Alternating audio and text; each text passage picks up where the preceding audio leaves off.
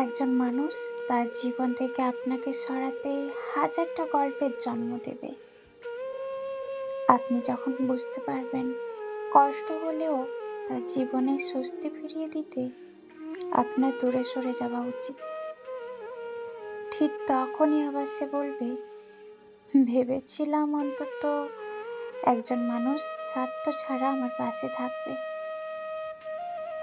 এদের মাথায় কি চলে আর এরা মুখে কি বলে, অন্তরে কি ধারণ করে, এইসব প্রশ্নের উত্তর হয়তো তারা নিজেরাও সঠিকভাবে জানে না।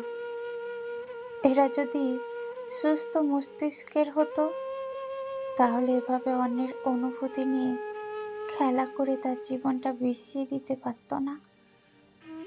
এদের ধারণা নেই শুধুমাত্র কিছু মুহূর্ত সুন্দর করতে গিয়ে অন্যের জীবনে ঠিক কোথায় আঘাত করছে।